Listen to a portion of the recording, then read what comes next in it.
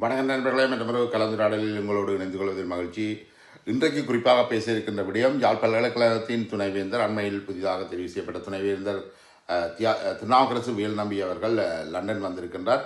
ஜூலை 10 லண்டனில் வந்திறங்கிய இவர் பிரித்தானியாவில் இடம்பெறுகின்ற திருக்கோயில்கள் ஒன்றியத்தின் 25வது சைவ மாநாட்டில் கலந்து கொள்வதற்காக குறிப்பாக அரும்பு நிறுவனத்தின் திரு நடராஜா சச்சிதானந்தம் அவர்களால் அழைக்கப்பட்டிருந்தார்.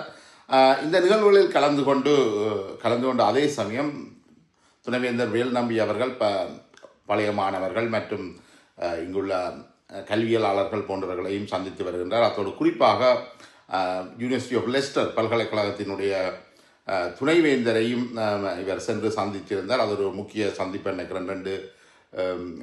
பிரித்தானியாவிலே லெஸ்டர் பல்கலைக்கழகத்தினுடைய துணைவேந்தர் ஒரு தமிழர் என்ற வகையில் இவர்களுடைய இந்த சந்திப்பு இடம்பெற்றிருக்கின்றது. மற்றது இந்த பல்கலைக்கழகங்களுக்கு இடையில் ஏற்படுத்தக்கூடிய இணைப்புகள் மற்றதும் வளர்ச்சி தொடர்பிலையும் அவர்கள் பேசியிருப்பதாக தெரிய வருகின்றது.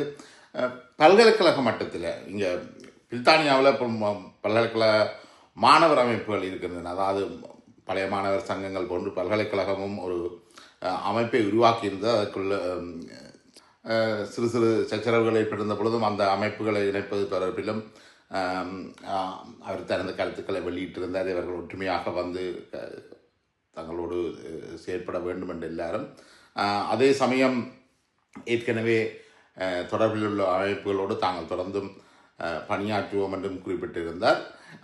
அதற்கு அடுத்ததாக இந்த பல்கலைக்கழக மாணவர் ஒன்றியம் அவர்கள் ஒரு கலந்துரையாடல்களை தங்களுக்காக நடத்தி இருந்தார்கள். அதற்கு அப்பால் ஜூலை 14 அரும்பு நிறுவனம் ஒரு கலந்துரையாடலை ஏற்பாடு செய்திருந்தது. அதிலும் பல்கலைக்கழகத்தை சார்ந்தவர்கள் மற்றும் பொதுமக்கள் அறிவியலாளர்கள் கலந்து கொண்டிருந்தனர். அதில் குறிப்பாக பேசப்பட்ட விடயம் வந்து இந்த முன்பள்ளி கல்வியும் யாழ் பல்கலைக்கழகத்தின் பங்களிப்பும் என்பது பற்றி தொடர்பில் பேசப்பட்டது.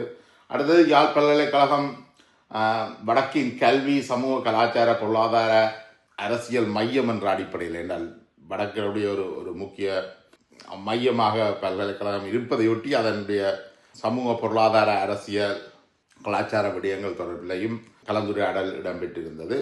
அடுத்த அபிவிருத்தியோட பல்கலைக்கழகம் எப்படி தன்னை இணைத்து கொள்ளலாம் என்ற வகையில் கருத்துக்கள் தெரிவிக்கப்பட்டு அதற்கு துணைவேந்தர் அவர்கள் பதில் அளித்திருந்தார். அடுத்தது படிப்புக்கும் பல்கலைக்கழகத்தினுடைய பட்டப்படிப்புகளுக்கும் வேலைக்கும் உள்ள இடைவெளி தொடர்பிலும் சில கேள்விகள் எழுப்பப்பட்டு அதற்கான பதில்களையும் அவர் வேல்நம்பி அவர்கள் குறிப்பிட்டிருந்தார்.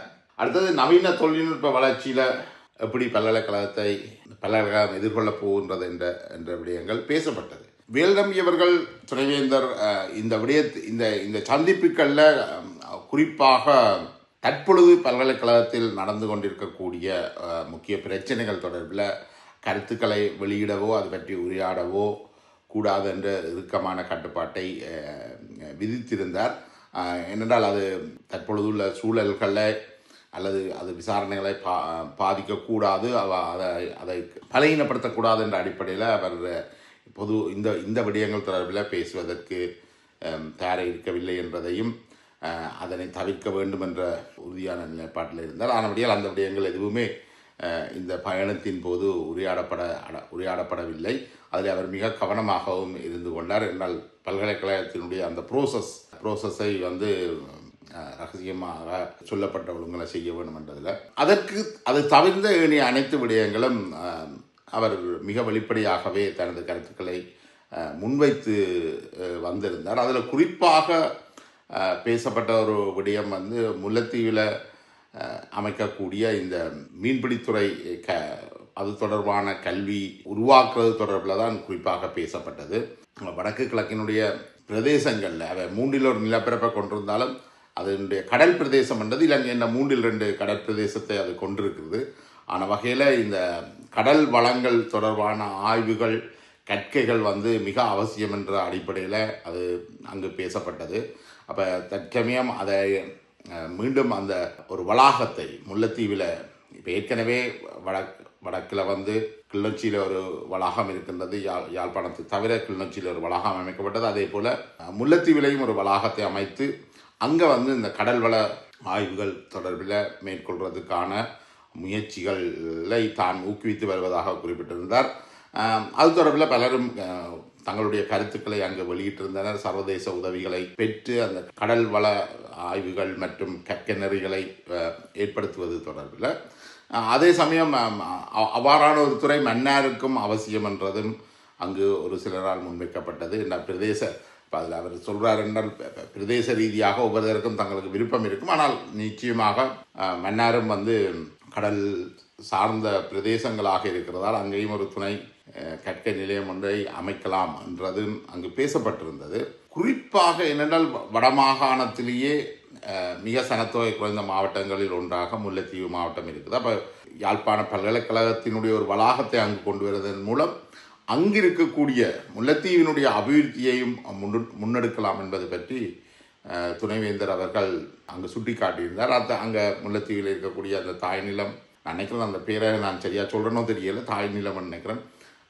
ஒரு பெண்ணொருவர் அங்கே அந்த வல்லாரை கேரட் பீட்ரூட் போன்றவற்றை பயன்படுத்தி பப்படம் தயாரிக்கின்ற ஒரு நிறுவனத்தை இயக்கி வருகிறார். அது மிக வெற்றிகரமான ஒரு நிறுவனமாக இருக்கிறது. அவர்கள் யாழ்ப்பாணத்தினுடைய சிறு சிறு கற்கநெறிகளில் யாழ் பல்கலைக்கழகத்தினால் உருவாக்கப்பட்ட சிறு சிறு கற்கநெறிகளில் இருந்தால் அவர்கள் வந்தவர்கள். அவருடைய யாழ் பல்கலைக்கழகம் வெறுமனே பட்டப்படிப்புகளோடு மட்டும் நின்று விடாமல் இவ்வாறான சிறிய சிறிய கற்கநெறிகளை உருவாக்கி மக்களை என்ஹன்ஸ் படுத்துறதை பற்றி சொல்லியிருந்தார். அதாவது மக்களை ஊக்குவித்து அவர்களை ஒரு தொழில் முனைவோர்கள் ஆக்கின்ற ஒரு பணியை தாங்கள் மேற்கொள்வதையும் அவர் அங்கு சுட்டி காட்டியிருந்தார். அது ஒரு சக்ஸஸ் ஸ்டோரியாகவும் அவர் அங்கு குறிப்பிட்டிருந்தார். மற்றது அந்த முன்பள்ளிகளை பொறுத்தளவில் ஏற்கனவே யாழ் பல்கலைக்கழகம் அரும்பு நிறுவனத்தோடு இணைந்து பல நடவடிக்கைகளை செய்திருந்தது. அதே மாதிரி வவுனியா பல்கலைக்கழகமும் முன்கல்வித்துறையில் டிப்ளோமா பயிற்சிகளை வழங்கி வருது. இதனை தொடர்ந்து ஊக்குவிக்க வேண்டுமென்ற கருத்துக்கள் அங்கு வலியுறுத்தப்பட்டது.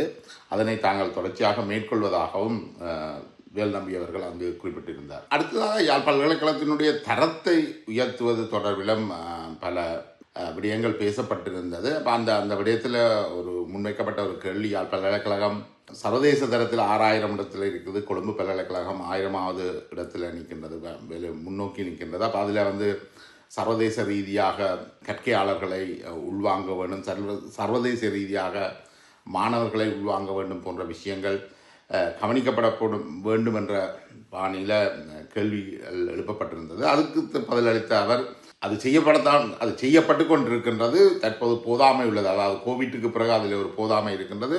ஆனாலும் இது தரத்தை உயர்த்துவதில் இது மட்டும் காரணம் இல்லை. தாங்கள் எப்படி தாங்கள் செய்கின்ற விஷயங்கள் அறிக்கையிடப்படவில்லை, ரிப்போர்ட் பண்ணப்படவில்லை, அவை தங்களுடைய இணையதளங்களில் வரையில்லை. ஆனவடியால் அதில் ஒரு பின்தங்கி இருக்கின்ற விஷயங்களை அவர் சுட்டி காட்டியிருந்தார். ஆனவடியால் இப்போ தாங்கள் இந்த அறிக்கையிடல்கள் ரிப்போர்ட் பண்ணுற விஷயங்களை பல்கலைக்கழகத்தினுடைய இணையதளத்தை ஒரு புதிய வடிவமைப்புக்கு கொண்டு வர்றது, அதில் பல்வேறு விஷயங்களையும் தாங்கள் சொல்கிறது போன்ற விடயங்களை தாங்கள் கவனத்தில் எடுத்திருப்பதாக துணைவேந்தர் வேல்நம்பி அவர்கள் குறிப்பிட்டிருந்தார். எதிர்காலத்தில் அந்த விஷயங்களில் கூடுதலாக கவனம் செலுத்தப்பட்டு அவற்றில் முன்னேற்றம் ஏற்படுத்தப்படும் என்று சொல்லியிருந்தார். அங்கே சில கேள்விகள், அரசியல் ரீதியான கேள்விகளும் கேட்கப்பட்டிருந்தது. அப்போ அதை குறிப்பாக இந்த மீனவர் பிரச்சனையில் தமிழகத்துக்கும் வடக்குக்கும் இருக்கக்கூடிய மீனவர்களுடைய பிரச்சனையை எப்படி தீர்க்கிறது, அது முற்றுமுழுதாகவே ஒரு அரசியல் சார்ந்த கேள்வி என்பதை குறிப்பிட்ட அவர், நாங்கள் இங்கு பேசுகின்ற விடயங்கள் ஏதாவது ஒரு வகையில் ஒரு தான் இங்கே இருந்து சில செய்திகளை யாழ் பல்கலைக்கழகத்துக்கு கொண்டு சென்று அங்கு சில முயற்சிகளை மேற்கொள்வதற்கு ஏற்றவாறு இருக்க வேண்டும், வெறுமனே ஒரு உரையாடல் மட்டத்தில் இருக்கக்கூடாது என்பதில் துணைவேந்தர் வேல்நம்பி அவர்கள் மிக தெளிவாக குறிப்பிட்டிருந்தார். அப்போ அதுக்கு பிறகு யாழ் பல்கலைக்கழகம் பல்வேறு வளர்ச்சிகளை மேற்கொண்டிருப்பதை அவர் சுட்டிக்காட்டினார். ஏன்னா இலங்கையில் இருக்கிற பல்கலைக்கழகங்களில் யாழ் பல்கலைக்கழகங்கள்லாம் கூடுதலான பிரிவுகள் இருப்பதையும் அவர் அங்கு சுட்டி காட்டியிருந்தார். அந்த பிரிவுகள் எல்லாத்தையும் தாங்கள் வளர்க்குறதுல நாங்கள் பங்களிப்பு செலுத்துகிறோம். தற்பொழுது ஏற்பட்டுள்ள இந்த ஆட்சி மாற்றத்தோடு தங்களுக்கு ஓரளவுக்கு சில விஷயங்களை முன்னெடுக்கக்கூடியதாக, முன்னேற்றகரமானதாக இருப்பதாகவும், தலையீடுகள் தளர்ந்திருப்பதாகவும் அவர் குறிப்பிட்டிருந்தார். அடுத்தது இந்த பட்டப்படிப்புக்கும் வேலைவாய்ப்புக்கும் இடையில் உள்ள பிரச்சனைகள், பல்கலைக்கழகங்களுடைய துணைவேந்தர்கள் அரசியல் தலைமைகளுக்கு கருத்துக்களை சொல்வது, குறிப்பாக அரசை வழிகாட்டுறது போன்ற விஷயங்கள் தொடர்பில் கேள்விகள் எழுப்பப்பட்டிருந்தது. குறிப்பாக பேராசிரியர் அமிர்தலிங்கம் கோபாலப்பிள்ளை அவர்களும் அதே கருத்தினை எங்களுடைய நேர்காணலில் வெளியிட்டிருந்தார். அது தொடர்பில் கேட்கப்பட்ட போது அரசு எங்களோடு கதைக்கின்றது, நாங்களும் அரசுக்கு கருத்துக்களை வழிகாட்டல்களை வழங்குகிறோம், ஆனால் அதை நடைமுறைப்படுத்துறதுல தான் பெரிய பிரச்சனைகள் இருப்பதாக. அப்போ இப்போ உள்ள ஏற்படுத்தப்பட்டிருக்கிற அரசும் சரி, புதிய துணைவேந்தரும் சரி, ஒரு குறுகிய காலத்தில் தான் இருக்கிறோம். இப்போ நீண்ட காலத்தில் இது சரி வருமா என்று பார்க்கலாம். ஆனால் தற்பொழுது அந்த இடைவெளி இருப்பதை அவர் ஏற்றுக்கொண்டார். ஆனால் அந்த இடைவெளிக்கு உரிய முக்கியமான பிரச்சனை நடைமுறையில் இருக்கிற சிக்கல். நடைமுறைப்படுத்துறதுல இவற்றை ஒன்றிணைத்து நடைமுறைப்படுத்துறதுல ஒரு சிக்கல்கள் இருப்பதாக குறிப்பிட்டிருந்தார். ஆனால் அது ஒரு குறைந்த மட்டத்தில் இப்போ நடப்பதையும் அவர் சுட்டிக்காட்டினார். ஒன்றுமே நடக்காமல் என்று இல்லை, ஆனால் அது இன்னும் துரிதப்படுத்தப்பட வேண்டும். அதில் நான் நினைக்கிறேன், அதில் அரச தரப்பும் பல்கலைக்கழக தரப்பும் ரெண்டும் கூடுதலான முயற்சிகளை எடுக்கணும் நினைக்கிறேன். அதன் மூலமாகத்தான் இலங்கையில் ஒரு பாரிய கல்வி பொருளாதார மாற்றங்களை ஏற்படுத்தக்கூடியதாக இருக்கும். இந்த விடயங்களோடு பேசப்பட்ட இன்னொரு முக்கியமான விஷயம் இந்த ஒரு கேள்வி எழுப்பப்பட்டது என்றால், இந்த பல்கலைக்கழகத்தில் மூவின மாணவர்களும் தமிழ், சிங்கள, முஸ்லீம் மாணவர்கள் கல்வி கேட்கின்றார்கள். இவர்களுக்கிடையான புரிந்துணர்வை அதிகரிப்பதற்கும் அவர்களுக்கிடையிலான செயற்பாடுகளை தூண்டுவதற்குமான முயற்சிகள் ஏதாவது செய்யப்படுகிறதா என்று கேள்வி எழுப்பப்பட்டது. அதற்கு பதிலளித்த துணைவேந்தர் அதற்கான தேவையே அங்கே இல்லை. அங்குள்ள மாணவர்கள், அது மூவின மாணவர்களுமே தங்களுக்குள்ள மிகுந்த புரிந்துணர்வை கொண்டிருக்கின்றார்கள். தமிழர்களுடைய விழாக்களில் சிங்கள மாணவர்கள் ஒத்துழைப்பதும், சிங்கள மாணவர்களுடைய விழாக்களில் தமிழர்கள் போய் மாணவர்கள் ஒத்துழைக்கிறதும், முஸ்லீம்களுடைய ஒத்துழைக்கிறதும், இந்த மாணவர்களுக்கான இடங்களை எடுத்து கொடுக்கறதுல கூட ஆரம்பத்தில் தயக்கம் இருந்ததாகவும், ஆனால் இப்போ எல்லாம் தமிழ் மாணவர்களை அவர்களை அழைத்து கொண்டு போய் அவர்கள் தங்குற இட வசதிகளை ஏற்பாடு செய்து கொடுப்பதாகவும், அந்த புரிந்துணர்வு தனக்கு மிகுந்த திருப்தியை அளிப்பதாகவும் குறிப்பிட்டிருந்தார். அவனுடைய அந்த புரிந்துணர்வை வளர்க்குறதுல அவ்வளவு பெரிய சிக்கல் இல்லை. அந்த மாணவர்களுக்கு இடையில் மிகுந்த ஒற்றுமை காணப்படுவதாகவும், அவங்க ஒரு முரண்பாடு இருக்கில்லை என்றும் அவர் குறிப்பிடுகிறார் தற்பொழுதுள்ள நிலையில். அந்த சமயத்தில் அந்த வெசாக் அந்த விளக்குகள் உடைக்கப்பட்டது தொடர்பில் கேள்வி எழுது. அது உண்மையிலேயே அந்த மாணவர்கள், சிங்கள மாணவர்கள் அனுமதியை பெற்று, முழுமையான அனுமதியை பெற்றுத்தான் அதை செய்திருந்தார்கள். அந்த வெசாக் உடைப்பில் ஈடுபட்டவர்கள் யாருமே பல்கலைக்கழகத்துக்கு வெளியே இருந்து வந்த விசமிகள் சிலர் தான் அதனை செய்ததாகவும், அதனை செய்தது யார் என்று தெரியும் என்றும் அவர் குறிப்பிட்டிருந்தார். எனக்கு அது தெரியலை யார் செய்தார்கள் என்றும் அவர் அது ஒரு திட்டமிட்ட அரசியல் நடவடிக்கையுடைய மாணவர்கள், பல்கலைக்கழக மாணவர்களுக்கு இடையில் நடந்த பிரச்சனை இல்லை என்றதை அவர் அங்கு தெளிவாக குறிப்பிட்டிருந்தார். அங்கு பேசப்பட்டதில் ஒரு நம்பிக்கை தரக்கூடியதாகவும் இருந்த விஷயம் சிங்கள மாணவர்கள், முஸ்லீம் மாணவர்களுடைய பாதுகாப்பு அங்கே உறுதிப்படுத்தப்படணும், பல்கலைக்கழகம் நாங்கள் எல்லாரையும் உள்வாங்கணும் என்ற அந்த விஷயம் மிகவும் ஆழமாக தெரிவிக்கப்பட்டிருந்தது. என்றால் நாங்கள் ஒரு மல்டி கல்ச்சரல் பல்லினத்துவ சமூகமாக இருக்கின்ற பொழுதுதான் பல்கலைக்கழகத்தினுடைய வளர்ச்சியும் ஏற்படும். அங்கு நடக்கக்கூடிய பல்வேறு துஷ்பிரயோக விஷயங்களும் தவிர்க்கிறதுக்கான வாய்ப்புகள் ஏற்படும். என்ற பல்லின சமூகங்கள் இருக்கிற இடத்துல இவ்வாறான செயல்கள் இடம்பெறதுக்கான வாய்ப்புகள் குறைகிறதுக்கு நிறைய வாய்ப்புகள் உண்டு. ஏன்னா ஒரு மொனோ கல்ச்சரல் இதில் அபியூஸ் பண்ணுறதுக்கான விஷயங்கள் கூட இருக்கும். ஆனால் அந்த விஷயமும் அங்கு அழுத்தம் திருத்தமாக பேசப்பட்டிருந்தது. மற்றது இந்த பல்கலைக்கழகத்தினுடைய உள்வாங்கிறது பற்றி, அதாவது இந்த பல்கலைக்கழகங்களில் நடக்கிற பிரச்சனைக்கு என்றால் அங்கு பெரும்பாலும் உறவு நிலையில் உள்ளவர்கள் தான் பணியாற்றுகின்றார்கள். உறவினர்களுடைய பிள்ளைகளுக்கு கிரேட்ஸ் வழங்கப்படுகின்றது, அவர்கள் உறவுகளாக இருக்கிறார்கள் என்றதுக்காக கிரேட்ஸ் வழங்குவது, அல்லது இந்த செக்ஸ் ஃபோர் கிரேட் என்ற போன்ற விஷயங்கள் அங்கே இருக்கிறதா போன்ற விஷயங்களை கதைக்கல. அவர் குறிப்பாக சொன்ன விஷயம் பல்கலைக்கழகம் வெறுமனே இப்போ வடமாகாணத்தில் இருந்து பல்கலைக்கழகத்தில் படித்தவர்களைத்தான் உள்வாங்கிறது என்ற முறை அங்கே நடைமுறையில் இல்லை. பெரும்பாலும் நாங்கள் வெளியிலிருந்து பேராசிரியர்கள், பேராசிரியர்கள், விரிவுரையாளர்களை உள்வாங்கி இருக்கிறோம். முன்னைய காலங்களில் அது கூடுதலாக அவர்கள் விண்ணப்பித்து வந்தார்கள். இப்போ பலர் விண்ணப்பிக்கின்றனர். ஆனால் நிலைமை என்னென்றால் பெரும்பாலும் இவ்வாறான விரிவியாளர்கள் பேராசிரியர்கள் கொழும்பு போன்ற பகுதிகளில் தங்குவதற்கு விரும்புகிறதால சில வேளை அந்த யாழ்ப்பாணத்துக்கு வர்றதை தவிர்த்திருக்கலாம். ஆனால் எதிர்காலத்தில் அதுக்கான வாய்ப்புகள் இருக்குது. தற்பொழுது ஒரு சிறு தேக்கம் இருக்கின்றதையும் அவர் அதில் சுட்டி காட்டியிருந்தார். ஆனால் பல்கலைக்கழகத்தில் எந்த நடைமுறையும் இல்லை. தங்களோட பல்கலைக்கழகத்தில் இருந்தவர்கள் தான் பல்கலைக்கழகத்தில் படித்து வந்தவர்களைத்தான் உருவாக்கணும். என்ன அந்த கேள்விக்கு நீங்கள் குண்டு சட்டிக்குள்ள குதிரை ஓடுகின்றீர்களா, பல்கலைக்கழகத்தில் இருந்து வாரவர்களுக்கு மட்டும்தான் அந்த சந்தர்ப்பத்தை வழங்குகிறீர்களான்றதுக்கு தான் அவர் இந்த பதிலை சொல்லியிருந்தார். அப்படி எந்த நடைமுறையும் பல்கலைக்கழகத்தில் இல்லை. தாங்கள் வெவ்வேறு இடங்களில் இருந்து வாரவர்களை உள்வாங்கிறதுக்கான பல முயற்சிகளை எடுத்திருக்கிறோம் என்று நினைக்கிறேன். எதிர்காலத்தில் அதுகளை கூடுதலாக ஊக்குவிக்கிறதுக்கும் வாய்ப்பாக இருக்குது. பட் இதில் இருக்கிற இன்னொரு முக்கியமான பிரச்சனையும் குறிப்பிட்டிருந்தால் அது உண்மையிலேயே அது அவருடைய கூற்றும் சரி என்று தான் நினைக்கிறேன்னா, சம்பள வித்தியாசம். உலகத்தின் ஏனைய நாடுகளுக்கு போனோம்னா சம்பளம் மிக அதிகமாக வழங்கப்படுகிறது. அதே இப்போ இலங்கையில் இருக்கிற விரிவியாளர்கள் பேராசிரியர்களுக்கு வழங்கப்படுற சம்பளங்களும் பார்க்க ஏனைய நாடுகள் இவன் அயல் நாடுகளில் கூட கூடுதலான சம்பளம் வழங்கப்படுகிறது. அப்போ அந்த அடிப்படையில் இந்த சம்பள பிரச்சனை இருக்கிறதாலையும் அவர்கள் இங்கு வர்றதுக்கான தயக்கத்தை, இலங்கைக்கு வாரத்துக்கான தயக்கத்தை காட்டுகிறார்கள். அதுவும் குறிப்பாக யாழ்ப்பாணத்தில் வேற அபிவிருத்தி போன்ற விடயங்கள்லையும் சிக்கல் இருக்கிறதால அது இருக்குது என்றதை சுட்டி காட்டினார். அதே நேரம் பிரித்தானியாவில் இருக்கக்கூடிய ஸ்ரீஸ்கந்தராஜா, அவர் முந்தைய நோர்வேயில் இருந்தவர், நீரியல் முகாமைத்துவம் பல்வேறு துறைகளிலையும் தேர்ச்சி பெற்ற ஒரு அறிஞர்.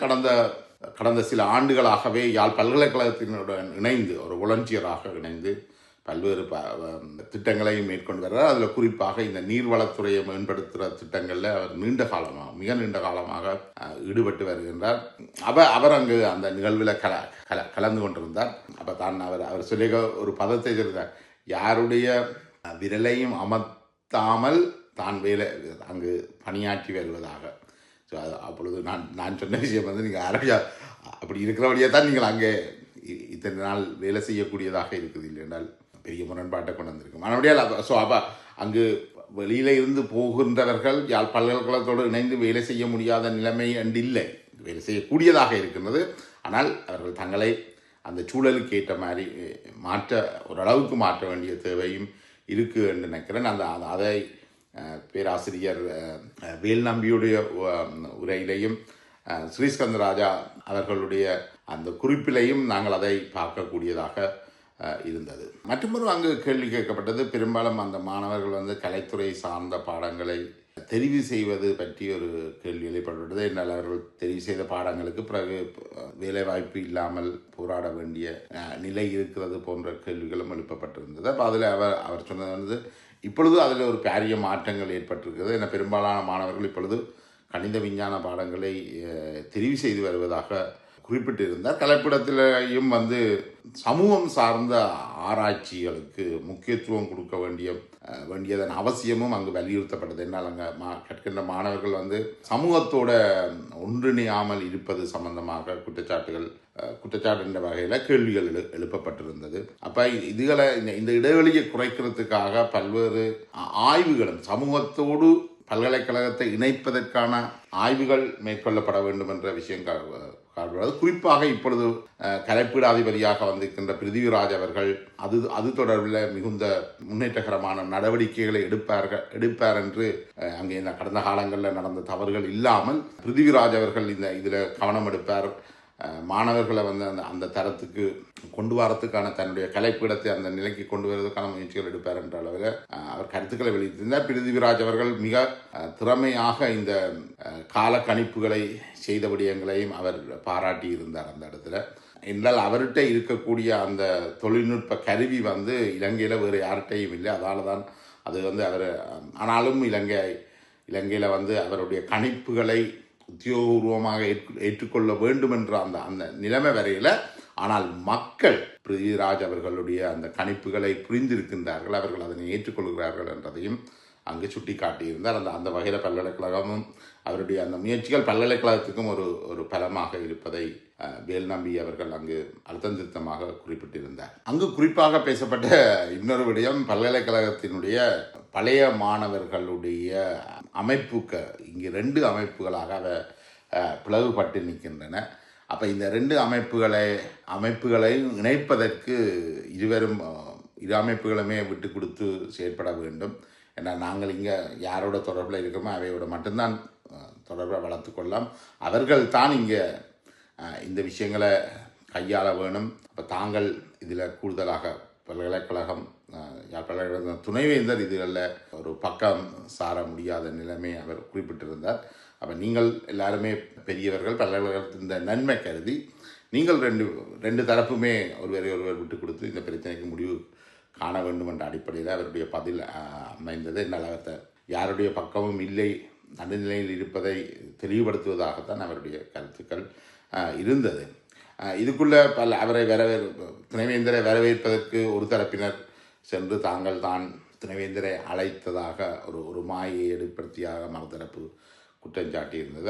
அப்படி பழைய மாணவர் அமைப்புக்குள்ளே உள்ள பிளவுகள் அவ்வளவு ஆரோக்கியமானதாக இருக்காததையும் அங்கு சுட்டிக்காட்டப்பட்டிருந்தது.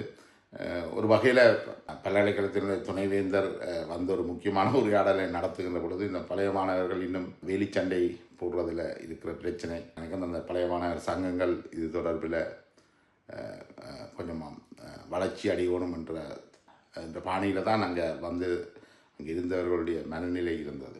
அடுத்தது இன்னொரு பேசப்பட்ட இன்னொரு விஷயம், அந்த பல்கலைக்கழகத்தில் வெறுமனே அந்த உயர்கல்வி மட்டுமன்று இல்லாமல் சமூகத்துக்கு தேவையான பல்வேறு கற்க நெறிகள் உருவாக்கப்பட்டு அதற்கான சான்றிதழ்கள் வழங்கப்படுது. அதாவது சமூகத்தில் இன்றைக்கு தேவையாக இருக்கக்கூடிய வேலை போன்ற விடயங்களுக்கான தொழில்நுட்ப கல்விகள் அளிக்கப்படுகின்றது, பயிற்சி நெறிகள் வழங்கப்படுகின்றது. இவ்வாறான பயிற்சி நெறிகளுக்கு புலம்பெயர்ந்த சமூகத்தை சார்ந்தவர்கள் பல்வேறு வகையிலையும் உதவி செய்யலாம் என்ற விஷயம் அங்கு சுட்டிக்காட்டப்பட்டிருந்தது.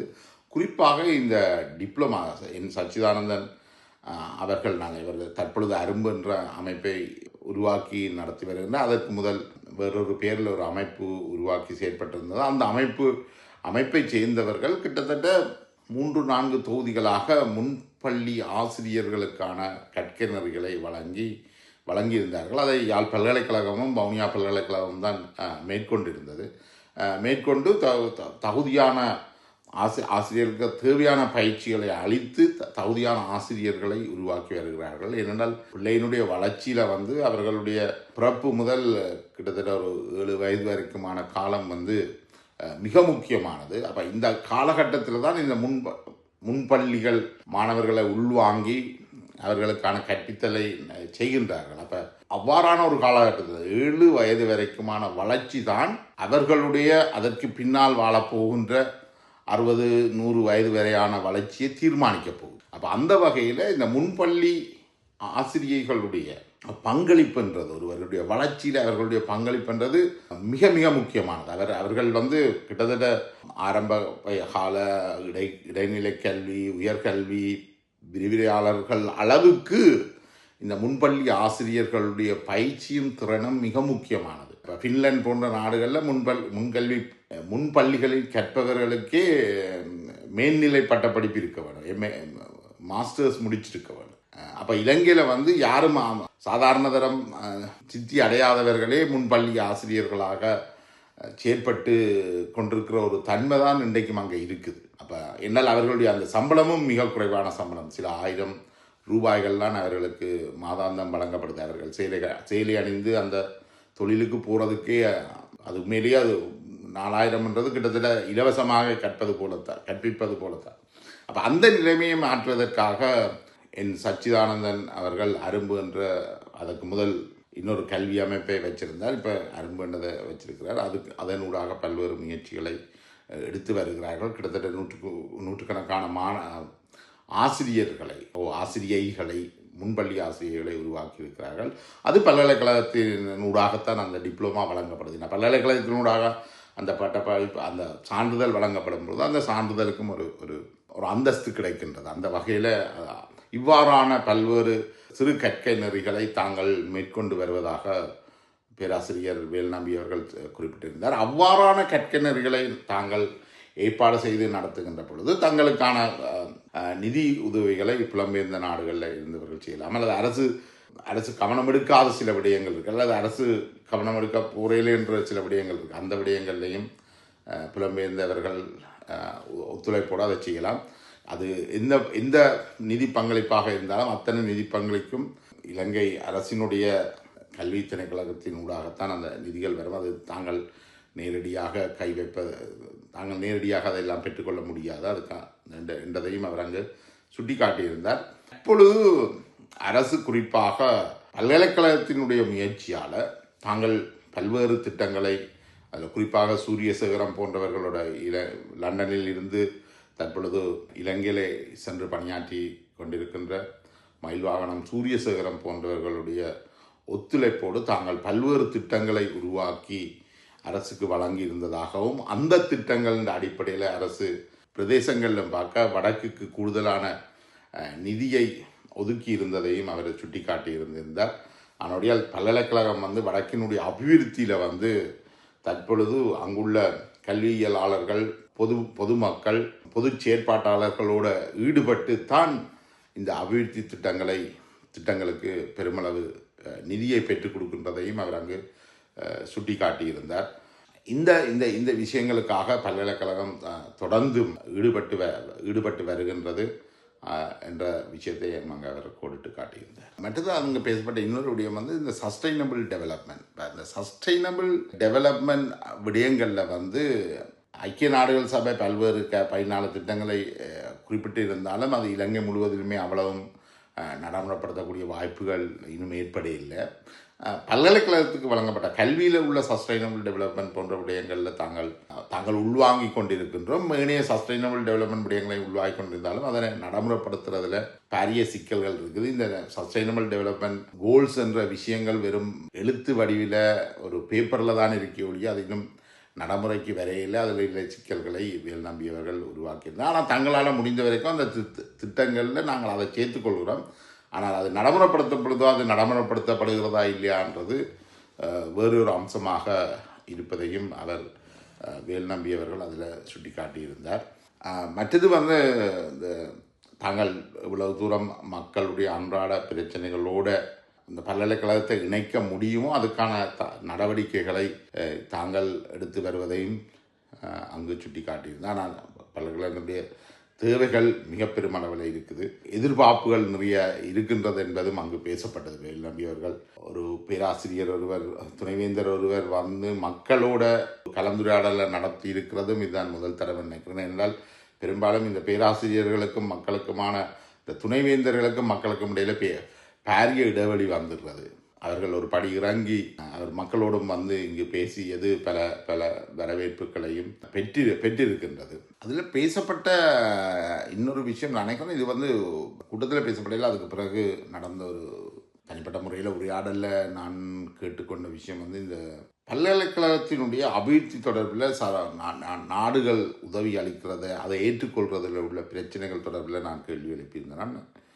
அதில் குறிப்பாக இந்தியாவிட்ட இருந்து கிடைக்கக்கூடிய உதவிகளை பெற்றுக்கொள்கிறார்கள். ஆனால் சீனாவிடமிருந்து உதவிகள் வருகின்ற பொழுது அதை நிராகரிக்கின்ற போக்கொண்டு இருக்குது. அது இன்னும் தொடருதா என்று ஒரு கேள்வியை எழுப்பியிருந்தேன் நான். அப்போ அவர் சொன்னார், அப்படி தாங்கள் இதையும் இப்பொழுது தற்சமயம் நிராகரிக்கிறீர்கள். அண்மையில் கூட சீனா புலமை பரிசீல்களை வழங்கியிருந்தது. அதற்கான விவரங்களை எடுத்து நாங்கள் அனுப்பியிருக்கிறோம். நாங்கள் எல்லாரோடையும் பணியாற்றத்தான் விரும்புகிறோம். அதே நேரம் அரசுகள், அது இந்தியாவோ சீனாவோ, குறிப்பாக இந்திய அரசு சில எதிர்பார்ப்புகளை வச்சிருக்குது. அவர்கள் சில அழுத்தங்களை கொடுப்பார்கள். அப்போ அவர்கள் அதை ஒரு பகையான முரண்பாடாக உருவாகாமல் தடுக்க வேண்டிய பொறுப்பும் தங்களுக்கு இருக்குது. ஆனால் தாங்கள் ஒரு வகையில் அதை பேலன்ஸ் பண்ணி போகிறதாகத்தான் அவர் குறிப்பிட்டிருந்தார். அப்போ அவர் குறிப்பிட்ட ஒரு விஷயம் என்னென்னால் அது ரிஃப்ளெக்ட் பண்ணுது. என்னென்னால் இந்த முரண்பாடுகள் சீனா, இந்தியா, அங்கே யார் முதலீடு செய்கிறது, பல்கலைக்கழகத்தில் அல்லது வடக்கு கிழக்கு அபிவிருத்தி போன்ற விஷயங்களில் இந்த முரண்பாடொன்று அங்கே இருக்கிறத விரும்பியோ விரும்பாமலோ ஏற்றுக்கொள்கிற மாதிரி தான் எனக்கு நான் உணர்ந்து கொண்டேன். சிக்கல்களை எப்படி கையாளுறதுன்றதும் அங்குள்ளவர்களுக்கு பெரிய பிரச்சனையாக இருக்கிறது. அடுத்தது அந்த பல்கலைக்கழகம் தனக்கென்ற ஒரு சமூக அரசியல் கலாச்சாரத்தை வச்சிருக்குது. அப்போ அந்த அந்த அந்த சமூக அரசியல் கலாச்சாரத்தில் சில பிற்போக்கான அம்சங்களும் இருக்குது. இப்போ இந்த விஷயங்களை துணைவேந்தர் வேல்நம்பி அவர்களால் வெளிப்படையாக சொல்ல முடியாது போகலாம். என்றால் அவர் பல்கலைக்கழகத்தை பிரதிநிதித்துவப்படுத்துகிறார் என்ற வகையில் அங்கே இருக்கக்கூடிய நல்ல விடயங்களை பலவற்றையும் தான் அவர் அங்கு குறிப்பிட்டிருந்தார். இணைய விடயங்களை அவர் குறிப்பிடுவது பொருத்தமானதாகவும் இருக்காது. ஆனால் அவர் சொன்னது பல்கலைக்கழகம் ஒரு ஒரு முன்னோக்கித்தான் போகின்றது. இப்போ உலக தரவரிசையில் வெப் ரேட்டிங் என்ற அடிப்படையில் வரைக்குள்ள தாங்கள் தற்பொழுது 3000, அதாவது முந்தி 6000க்கு மேற்பட்ட இடங்களில் இருந்து இப்போ 3000க்கு வந்திருக்குது என்று குறிப்பிட்டிருந்தார். இப்போ நிறைய விடயங்களை பல்கலைக்கழகம் நிறைய சரியான விஷயங்களை பல்கலைக்கழகம் செய்யுது. ஆனால் அது சமூகத்தின் மத்தியில் போய் சேரையில் என்ற ஆதங்கத்தையும் அவர் வெளிப்படுத்தியிருந்தார். வெறுமனே இந்த குற்றச்சாட்டுகள் விவகாரங்கள் தான் முன்னிலைப்படுத்தப்படுகிறது என்ற விடயத்தையும் அவர் அங்கு தெரிவித்திருந்தார். கடந்த ஜூலை 10ஆம் தேதி ஒரு 10 நாள் பயணத்தில் தான் துணைவேந்தர் வேல்நம்பி அவர்கள் பிரித்தானியா வந்திருந்தார். நான் நினைக்கிறேன் இன்னும் ஒரு தினங்களில் அதை நிறைவு செய்து கொண்டு மீண்டும் நாடு திரும்புவார் என்று. இந்த உரையாடல்களில் அவர் ஒரு சைவ மாநாட்டுக்கு தான் வந்திருந்தார் மற்றும் பழைய மாணவர் சங்கங்களை சந்தித்திருந்தார். ஆனால் இந்த இந்த இந்த இந்த நிகழ்வுகளை ஏற்பாடு செய்ததில் நான் நினைக்கிறேன் எதிர்காலத்தில் குறிப்பாக பல்கலைக்கழகத்தை எடுத்தால் அது வடக்கு கிழக்கினுடைய ஒரு கல்வியின் மகுடமாக இருக்குது. அதனுடைய துணைவேந்தர் வருகின்ற பொழுது நாங்கள் ஒரு கல்வியலாளர்கள் பொதுமக்கள் எல்லாரும் இணைந்த ஒரு ஒரு மிக ஆரோக்கியமான ஒரு கட்டமைக்கப்பட்ட ஒரு கலந்துரையாடல் ஒன்றை மேற்கொள்வது, ஒரு கணிசமானவர்களோடு சேர்ந்து மேற்கொள்வது கூடுதலாக பயனுள்ளதாக இருந்திருக்கும். என்றால் இந்த கலந்துரையாடல் திடீரென்று ஏற்பாடு செய்யப்பட்டது. நான் நினைக்கிறேன் அவர் முதலே திட்டமிட்டு கலந்துரையாடல் செய்திருந்தால் இன்னும் அது ஆரோக்கியமானதாக இருந்திருக்கும். அதை பதிவு செய்கிறதற்க இந்த முறை இந்த கலந்துரையாடலை பதிவு செய்ய அனுமதிக்கப்படையில்லை. இதில் பேசப்பட்ட விஷயங்கள் எல்லாமே பொது விஷயமாக இருந்தது. ஏனென்றால் தமிழ் மக்கள் ஒரு என்ன சொல்கிறது, ஒரு டிரான்ஸ்பரன்சி விஷயங்கள்லையும் அவர்கள் தங்களை வளர்த்து கொள்ளணும். இந்த நிகழ்ச்சியை ஏற்பாடு செய்தவர்கள் இனிமேல் இவ்வாறான நிகழ்வுகளை குறிப்பாக சச்சியானந்தம் போன்றவர்கள் இதை ஏற்பாடு செய்தது மிக நல்ல விஷயம். ஆனால் எதிர்காலத்தில் இதனை ஏற்பாடு செய்கின்ற பொழுது இன்னும் ஆரோக்கியமானதாக ஏற்பாடு செய்ய வேண்டும் நினைக்கிறேன். இந்த பழைய மாணவர்களுடைய பிச்சல் பிடுங்கள் போன்ற விவரங்கள் விஷயங்கள் எங்களுக்கு அவசியம் இல்லாத ஒன்று. அது அவர்களுடைய பிரச்சனை. இது பழைய மாணவர்கள் கையிலையும் இதை கொடுக்க இயலாது என்றால் அவர்கள் தங்களுடைய போட்டி நெரிசல்களுக்குள்ள யார் கலந்து கொள்ளக்கூடாது என்ற தீர்மானங்களை அவர்கள் எடுத்து விடுவார். அதனுடைய சுயாதீனமாக இப்போ இவ்வாறான கலந்துரையாடல்கள் ஏற்பாடு செய்ய வேண்டும். அந்த கலந்துரையாடல்களில் சமூக அக்கறை உள்ளவர்கள், கல்வியலாளர்கள் என்று பல தரப்பினரும் அழைக்கப்பட்டு ஒரு ஒரு பதிவு செய்யப்படக்கூடியதாகவும் இருக்கிறது. நல்லம் என்றால் அப்போ எங்களுக்கு டிரான்ஸ்பரன்சி இருக்கும். இப்போ இங்கே பேசப்பட்ட விடயங்கள் அங்கே நடைமுறைப்படுத்தப்படுகிறதா போன்ற விஷயங்கள் அறிகிறதுக்கான வாய்ப்புகள் இருக்கும். அப்போ ஏற்கனவே திட்டமிட்ட கலந்துரையாடலாக இருந்தால் அங்கே உள்ள திட்டங்களோடு இதை தொடர்புபடுத்துறது போன்ற விஷயங்களை செய்யலாம். அடுத்து பல்கலைக்கழகத்தை அடுத்த கட்டத்துக்கு கொண்டு போகிறதுக்கு. ஏன்னா இது வெறுமனே பட்டப்படிப்பை மேற்கொண்டவர்களுடைய பல்கலைக்கழகம், அங்கு படித்தவர்களுடைய பல்கலைக்கழகம் என்றது மட்டுமல்ல, அது சமூகத்தினுடைய ஒரு சொத்து. அந்த சொத்தை பாதுகாக்க வேண்டியது அங்குள்ள சமூகத்தை அடுத்த நிலைக்கு கொண்டு போகிற ஒவ்வொருவர்களுடைய பொறுப்பாகவும் இருக்கின்றது. இந்த பல்கலைக்கழகம் எப்படி உருவானது என்ற விஷயத்தை அவர் ஆரம்பத்திலேயே பேராசிரியர் குறிப்பிட்டிருந்தார். குறிப்பிடும் பொழுது அவர் ஈழநாடு பத்திரிகையை அது சம்பந்தமாக அந்த கட்டுரையை வாசித்து அறிந்து கொள்ள சொன்னார். உண்மையிலேயே என்னென்றால் அவர் அதை சொல்கிறதுக்கு தயங்கி இருக்கலாம். இந்த பல்கலைக்கழகம் ஆரம்பிக்கப்பட்ட போது தமிழ் தேசியம் இந்த பல்கலைக்கழகத்தை அங்கு உருவாக்கக்கூடாது, யாழ்ப்பாணத்தில் பல்கலைக்கழகம் உருவாக்குவதற்கு எதிராகத்தான் செயற்பட்டது. அதை நாங்கள் புரிஞ்சு கொள்ளணும்.